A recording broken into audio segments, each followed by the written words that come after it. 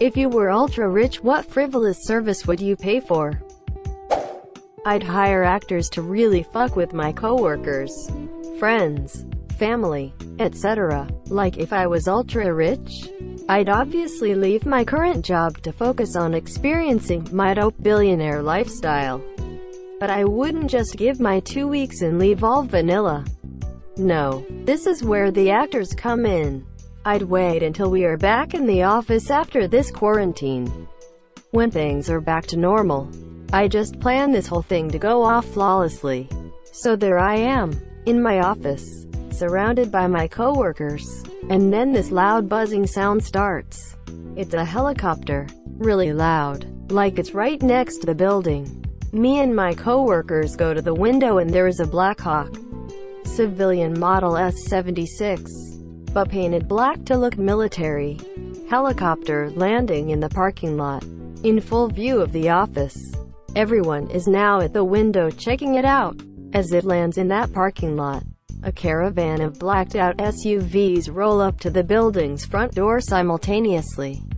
Out of the helicopter, 4 hot model women in badass outfits hop out and join the guards, full suits and earpieces and fake weapons, and come up to my office.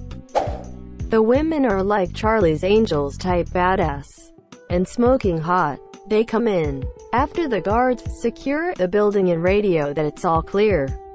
The lead woman comes in and goes to reception, asks for me. They approach me, flanked by guards, in front of everyone. "Your country needs you," and I respond, "I left that life behind. I promised my fiancé I wouldn't do wet work anymore. I'm writing a desk." Babs. Quote. She pushes further. "We need you. Site Sigma Lima just went dark." And still I protest. I can't get Johnson to do it. "But sir, Johnson was there when it went dark."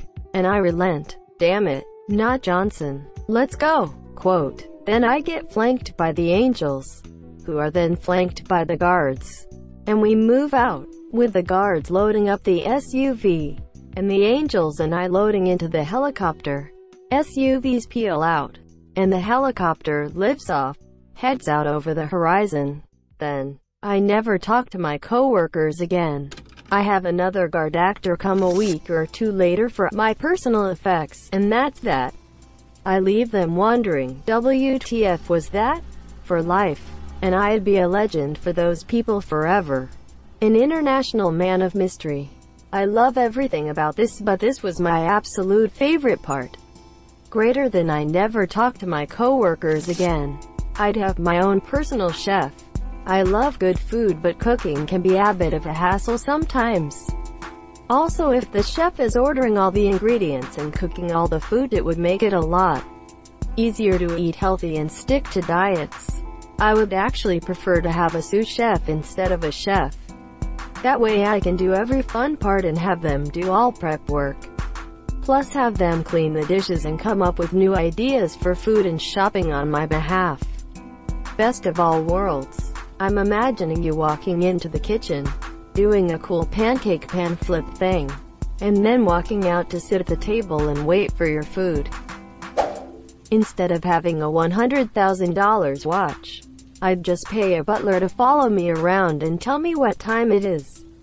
Asterisk, excuse me, Winston. What is the time? Asterisk. Asterisk, the time is 11:30. Sir, asterisk. Asterisk, thank you. Winston, asterisk. Asterisk, my pleasure. Sir, asterisk. Then I'd hand him a crisp 20. You wanna talk about having a timepiece as a status symbol?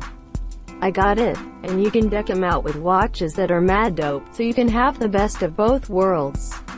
Oh, I like watches, I just don't like to wear watches, so I have someone wear them for me.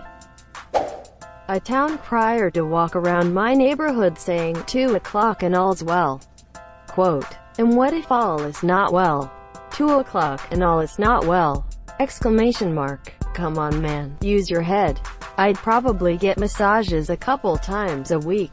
Just get a personal massage and get massage 7 days a week. But like legit massage therapist. Not the Epstein, Weinstein way. Edit. I'm going to hope everyone commenting doesn't realize they're defending sexual predators. All those subscription box services that look really cool but are ultimately monumental wastes of money. For example, the international snack boxes. I get the snack boxes. Personally, I love it. The whole family sits around and tries a bite simultaneously and watch each other's reaction and commentate like we're somebody. It's fun. See, you're paying for an asterisk experience. Asterisk. What you said here is every marketing team's trait, monsieur. I would buy the distribution rights to all the 80s, 90s, 2000s TV shows I liked that were never released on DVD or streaming and put them out in HD. Mostly so I can watch them, monsieur. Can I get some Pete and Pete? Salute your shorts. Hey dude. Melody less than 3. Personal shampoo. I love getting my hair washed. The Boyle Special. World's largest greenhouse filled with all manner of fruit and veg purely cultivated and propagated for flavor. Attended to by an army of botanists and gardeners. I'm so sick of the flavorless shit in supermarkets. I want Sembakia levels of QC.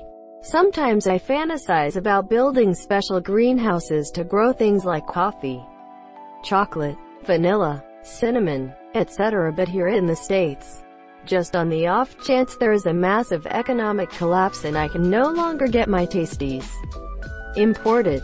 I mean really, what's the point of surviving some sort of apocalypse without coffee and chocolate? Wouldn't that still be economically difficult if the climate isn't suited to growing those things? And would require lots of heat and water? Theoretically, my richest self would have solved those sorts of problems, but you are right. At some point the tech would probably fail and I would be right back where I started. Along the same lines, I've decided that if I win the lottery, I'm not going to quit my job. I'm going to start speaking my mind until I get fired. That would take me all of about 20 minutes. 15 of which would be me laughing before I said what I wanted to. Someone to clean up after my husky puppy. Also, a husky puppy. I love Snoop Dogg and his joint roller. He pays someone $40,000 USD a year just to roll joints for him 35 hours a week. People think it's just a dream walk in the park. But that man works. Snoop claims that his blunt roller can tell by his tone of voice or facial expression that he's going to ask for one, and has it finished by the time he's addressed. That takes skill. Surely he just rolls one for whenever the last one runs out. A distant, low rumble of thunder every time someone said my name. Failing that, probably an air fryer from Costco. A housekeeper. I fucking hate housework. Not rich, but there was a time in me and my wife's life where we both worked a lot, and so twice a week we had somebody to come in and clean. It is the best thing ever. And not that expensive. Can compare, monsieur. I am a PT house cleaner. And on average a 2BR runs about $75 to $100 to clean. Especially if it's weekly maintenance. I've been trying to justify hiring a house cleaner for my own home, as I never want to clean when I get home from work. I'm a type 1 diabetic. I would hire someone to manage my diabetes, such as planning my meals, calculating my dose, treating my lows. I'd pay a person to be my pancreas. Edit because I'm annoyed. Type 1 is a non-stop, daily, rigorous and time-consuming disease. I have all the bells and whistles, CGM, and prefer my pens. I don't care for the pump. What I really would like is a cure.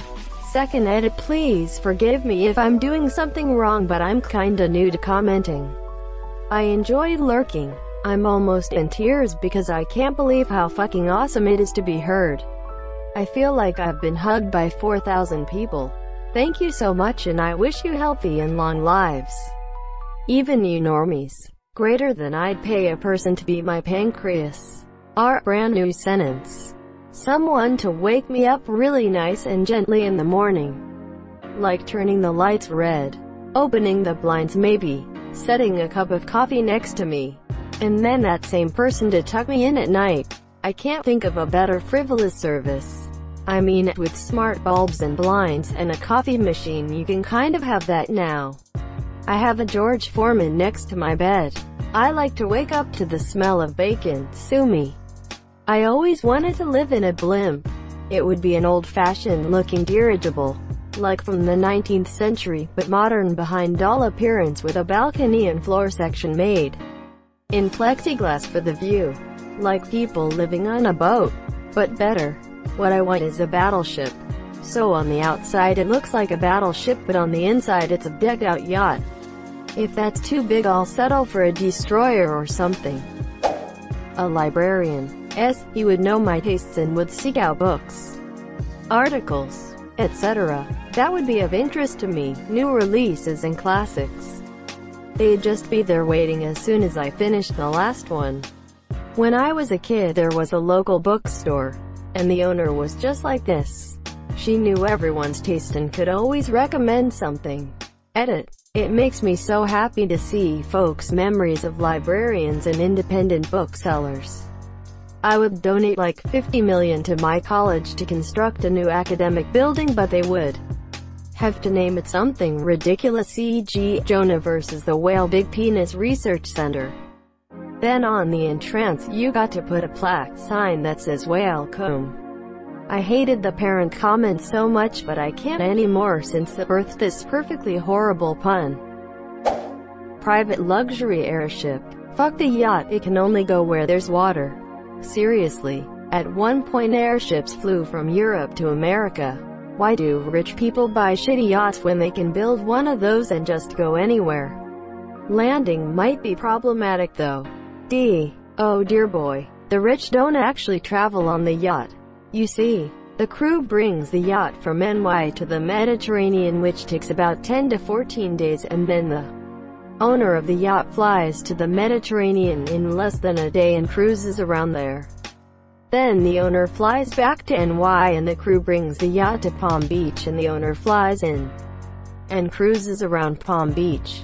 Thank you so much for watching and have a good day.